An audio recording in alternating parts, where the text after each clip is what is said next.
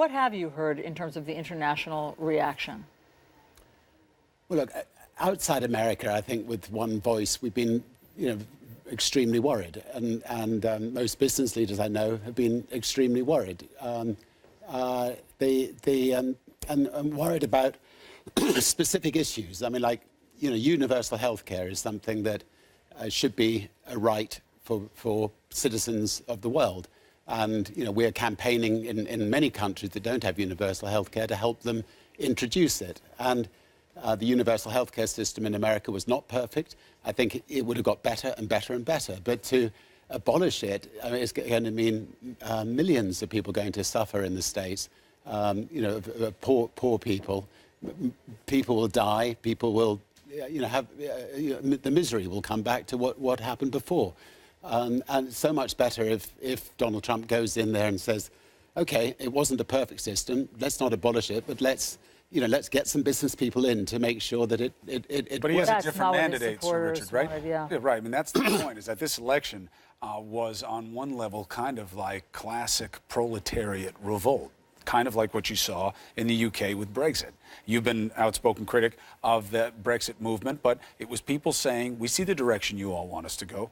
We don't like it. And now this man has a mandate. I think they want to change. I mean, these people who voted for Donald Trump are the very people going to suffer if you don't have a universal health care system. These people are going to be the very people going to suffer if Donald Trump looks after the wealthy and doesn't tax the 1%. So, unless Donald Trump actually, changes what he said, to get elected and actually, goes out there and tries to look after the working class person. I mean, he's talking about let's reopen the coal mines, let's put people back down into digging coal. So much better if those people were creating a clean energy revolution, pushing forward with solar, with wind power, with wave power, with new innovations to power this country with clean energy. That would keep the price of energy down, and it would create hundreds of thousands of jobs in industries that would benefit America and benefit the world.